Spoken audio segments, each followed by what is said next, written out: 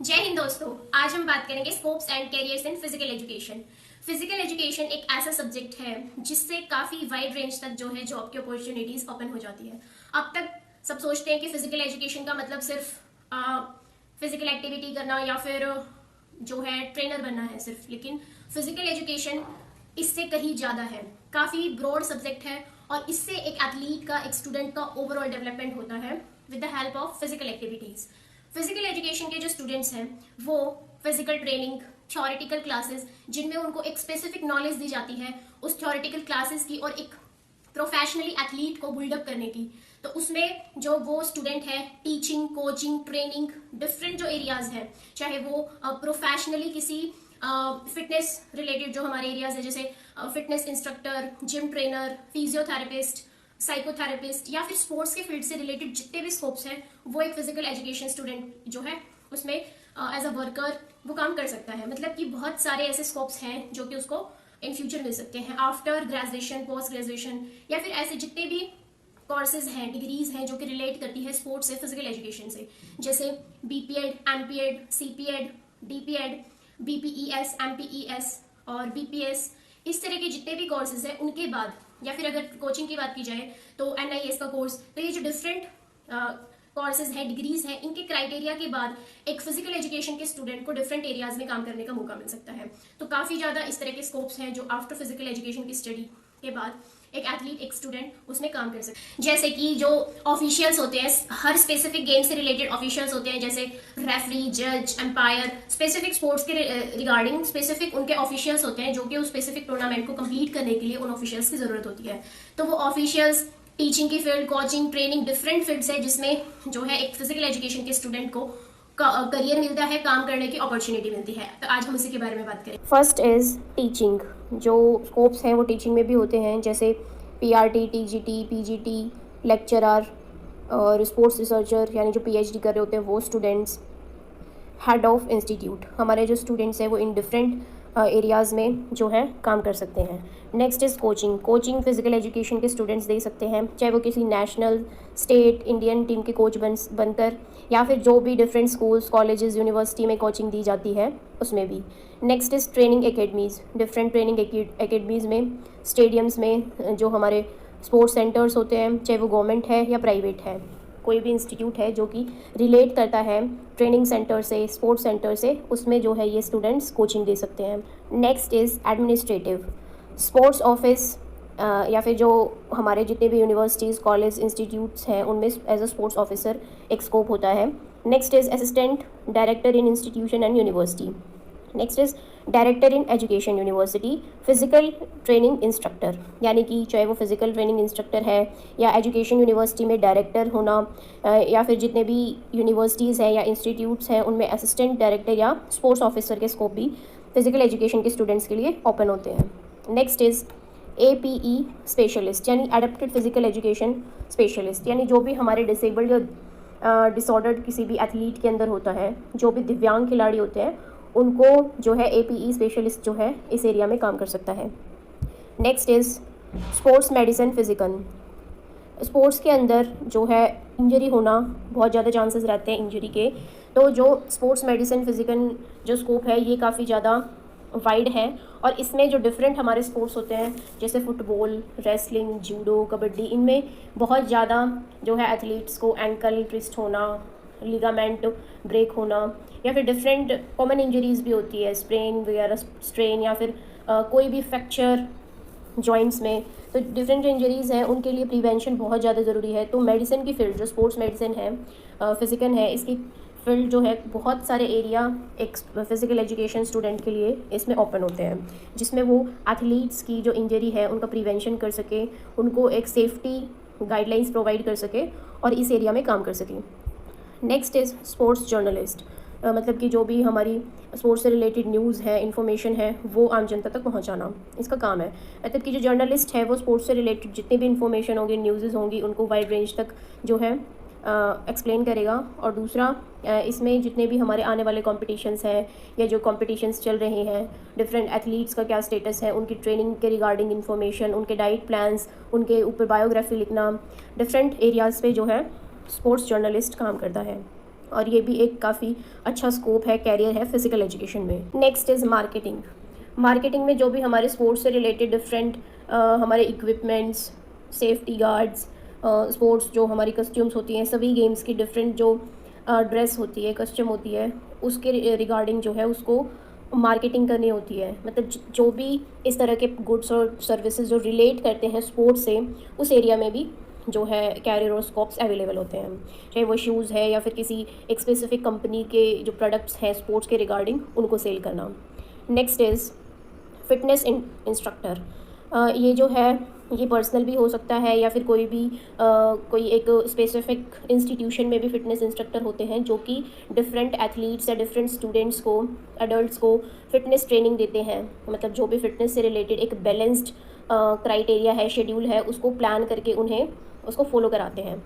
Next is rehabilitation specialist. Rehabilitation का मतलब है आफ्टर इंजरी अगेन किसी गेम में एक एथलीट की शुरुआत। मतलब कि बिल्कुल तब एक एथलीट रेस्ट करता है किसी भी एक मेजर इंजरी के बाद, तो उसको दोबारा से अगेन उस गेम में आने के लिए एक प्रोसेस से उसको आगे जाना होता है, जिसमें उसको दोबारा जर्नल टू स्पेसिफिक एक्सरसाइज कराई जाती है। यानी उसको ज़ीरो से लेके जो उसका हायर परफॉर्मेंस है, मतलब कि जहाँ पे वो पहले था, उसकी पूरी बॉडी कंडीशनिंग कराई जाती है और दोबारा से उसको ज़ीरो टू हाई लेवल तक ट्रेनिंग दी जाती है। तो ये काम होता है रिहैबिलिटेशन स्पेशलिस्ट का। नेक्स्ट इज़ प्रोफेशनल प्लेयर्स और एथलीट्स। जो हमारे प्रोफेशनल प्लेयर्स हैं, एथलीट्स हैं, जो प्रोफेशनली सिर्फ गेम खेलते हैं, मतलब गेम में ही वो अपना ओवरऑल कैरियर बनाते हैं, मतलब कि अपने देश को रिप्रेजेंट करते हैं और उसके लिए ओलंपिक में, वर्ल्ड चैम्पियनशिप्स में, कॉमनवेल्थ में डिफरेंट मेडल्स लेते हैं, ट्रॉफीज़ लेते हैं और अपने देश का नाम रोशन करते हैं। जो प्रोफेशनल प्लेयर्स और एथलीट्स हैं वो भी एक हमारा बहुत ही स्पेसिफिक और कॉमन स्कोप है, कैरियर है फिज़िकल एजुकेशन के अंदर। Next is health coach and personal trainer. Health coach और पर्सनल ट्रेनर ये ज़्यादातर आज जो है लोगों को चाहिए, क्योंकि काफ़ी ज़्यादा जो ओबेसिटी या फिर डिफरेंट हार्ट डिजीज़ है वो ज़्यादा बढ़ रही है। तो उससे रिलेटेड हेल्थ कोच लोग रखते हैं, मतलब पर्सनल ट्रेनर रखते हैं, ताकि प्रॉपर उनकी जो बॉडी कंडीशनिंग है, मतलब बॉडी फिटनेस है, उनको ये मेंटेन रखते हैं, बैलेंस रखते हैं और स्पेसिफिक गाइडेंस उनकी बॉडी के अकॉर्डिंग उन्हें देते हैं। Next is team manager and officials. इसका मतलब है कि अभी जैसे जितने भी हमारे प्रोफेशनल प्लेयर्स हैं या फिर जितने भी स्पोर्ट्स पर्सन्स होते हैं, उनके लिए जो डिफरेंट गेम्स हैं उनमें अलग अलग ऑफिशियल्स होते हैं उस स्पेसिफिक कंपटीशन को फेयरली और एक सिस्टमेटिक मैनर से कराने के लिए, जैसे रेफरी, एम्पायर, जज, जो हमारे टाइमर्स हैं, स्टॉपर्स हैं। तो एक स्पेसिफिक गेम के रिक्वायरमेंट जो भी ऑफिशियल्स की ज़रूरत होती है, वो भी एक बहुत अच्छा स्कोप है, तभी किसी भी कंपटीशन को मैनेज करना पॉसिबल हो पाता है। और इसी तरह जो एक प्रोफेशनल हमारा प्लेयर होता है, तो उसके ऊपर भी जो टीम होती है, ऐसा नहीं है कि जो भी हमारे ओलंपियंस हैं उनको बस एक जो कोच है वो ट्रेनिंग देता है और वो एथलीट बन जाते हैं। उसके पीछे भी एक टीम होती है जिसमें उसका ट्रेनर भी होता है, फिजियोथेरेपिस्ट भी, साइकोथेरेपिस्ट भी, जो मतलब उसके हर एरिया पे काम करता है फिज़िकली। जो है इसमें जैसे ट्रेनर उसको फिजिकल ट्रेनिंग दे रहा है, जो फिजियोथेरेपिस्ट है वो उसकी जो पूरी बॉडी की डिफरेंट रिकवरी प्रोसेस है उसको फोकस कर रहा है। नेक्स्ट जो साइकोथेरेपिस्ट है उसकी मेंटल हेल्थ को टाइम टाइम से चेक करता है, मोटिवेट करता है। तो वो स्कोप्स भी अवेलेबल होते हैं। नेक्स्ट इज़ स्पोर्ट्स डाइटिशियन और न्यूट्रिशनिस्ट। मतलब कि जो हमारे डिफरेंट गेम्स हैं उनकी एक स्पेसिफिक डाइट रिक्वायरमेंट होती है, सबकी अलग अलग है। ऐसा बिल्कुल नहीं है कि जो डाइट एक रेसलर की है, एक पहलवान की है, वो एक जो स्विमिंग करता है जो एथलीट, एक स्विमर की वो हो। दोनों की डाइट में बहुत फ़र्क है। इसी तरह एक जो एथलीट है, जो स्प्रिंटर है, उसको उनके अकॉर्डिंग उसकी अलग रिक्वायरमेंट है। और एक स्पेसिफिक स्पोर्ट्स में भी डिपेंड करता है कि वो एथलीट किस कैटेगरी में जो है खेलता है। अब जो लाइट वेट के रेसलर्स होंगे उनकी डाइट में और जो हैवी वेट के रेसलर्स हैं उनकी डाइट में भी फ़र्क होगा। और इसके अलावा वो वर्कआउट कितना करते हैं, उनकी बॉडी कितना एडेप्टेशन कर पाती है, क्या उनका डाइजेस्टिव स्टेटस है, वो भी डिपेंड करता है। तो उसके लिए जो हमारे स्पोर्ट्स डाइटिशियन या न्यूट्रिशनिस्ट हैं वो स्पेसिफिकली एक डाइट प्लान करते हैं उस पर्टिकुलर एथलीट के लिए। Next is personal guider and gym trainer. आज की जो जनरेशन है वो सबसे ज़्यादा जो है जिम जाना पसंद करती है, तो ये स्कोप सबसे ज़्यादा फ़िलहाल है। मतलब कि जो पर्सनल गाइडर्स होते हैं, जिम ट्रेनर्स होते हैं, उनकी काफ़ी ज़्यादा रिक्वायरमेंट हमारी सोसाइटी में रहती है। नेक्स्ट इज़ स्पोर्ट्स मेडिसिनिस्ट और डॉक्टर। जो भी हमारे खेल से रिलेटेड जितने भी स्पेशलिस्ट होते हैं, मेडलिस्ट होते हैं या फिर नेक्स्ट इज़ स्पोर्ट्स मोटिवेटर और स्पीकर।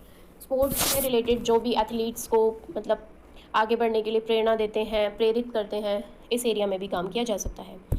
Next is physiotherapist. ये जो है आफ्टर इंजरी एथलीट के जो एक्सरसाइजेज होती हैं उनकी रिकवरी प्रोसेस में यूज़, उसकी थेरेपी देते हैं। या फिर जो कॉमन ट्रेनिंग के टाइम पे भी जो हमारे प्रोफेशनल एथलीट्स होते हैं उनको स्पोर्ट्स थेरेपी दी जाती है ताकि उनको रिलैक्सेशन मिल सके और साइंटिफिकली वो किसी भी एक्सरसाइज या किसी भी स्किल को इम्प्रूव कर सके। थेरेपी जो है एक काफ़ी ज़्यादा बेनिफिशियल रोल प्ले करती है एक स्पोर्ट्स पर्सन के लिए। तो नेक्स्ट इज़ साइकोलॉजिस्ट। जिस तरह फिज़िकल कैपेबिलिटीज़ इम्प्रूव करना ज़रूरी है, इसी तरह जो मेंटल स्टेटस है यानी कि एक जो एथलीट की साइकोमोटर एबिलिटीज़ है उनको डेवलप करना भी बहुत ज़्यादा ज़रूरी है। तो उसको करने का काम करता है साइकोलॉजिस्ट।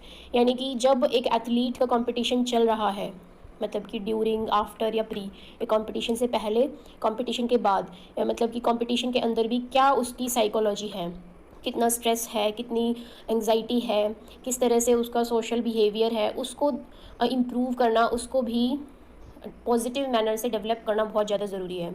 जिस तरह से उसका ओवरऑल जो परफॉर्मेंस होता है उसमें एक बहुत कॉमन जो है पॉइंट होता है उसकी मेंटल हेल्थ, जो कि साइकोलॉजिस्ट उसको इम्प्रूव करता है, डेवलप करता है। Next is sports goods and products manufacturing. जो भी स्पोर्ट्स से रिलेटेड गुड्स सर्विसेज होते हैं उनकी मैन्युफैक्चरिंग, मतलब कि जो डिफरेंट हमारे इक्विपमेंट्स हैं और डिफरेंट स्पोर्ट्स से रिक्वायर्ड जो भी हमारे प्रोडक्ट्स होते हैं उनकी मैन्युफैक्चरिंग करना, मतलब कि जो पहले से ऑलरेडी है उनसे और बेटर और इफ़ेक्टिव जिनसे हमें रिज़ल्ट मिल सके, इस तरह से उन प्रोडक्ट्स को मैन्युफैक्चर करना। और क्योंकि जो हमारे ओल्ड इक्विपमेंट्स होते हैं उनके कंपेयर में जो हमारे न्यू स्पोर्ट्स रिलेटेड गुड्स और प्रोडक्ट्स हैं उनमें बहुत फ़र्क होता है। प्राइस बेशक ज़्यादा होता है लेकिन वेट कम होता है, और जिनकी जो पहले जो मेटल है या मटेरियल है उस क्वालिटी में बहुत ज़्यादा फ़र्क मिलता है। तो इस तरह से काम करना इस एरिया में कि जो इक्विपमेंट्स हैं उनको और ज़्यादा सेफ़ मैनर से डिज़ाइन किया जा सके और उस स्पेसिफिक स्किल और टेक्निक में उसका पॉजिटिव जो है रिज़ल्ट मिल सके। तो ये थी आज की हमारी वीडियो। अगर ये वीडियो आपको अच्छी लगी तो चैनल्स को सब्सक्राइब कीजिए, वीडियो को लाइक कीजिए। Thank you, have a nice day.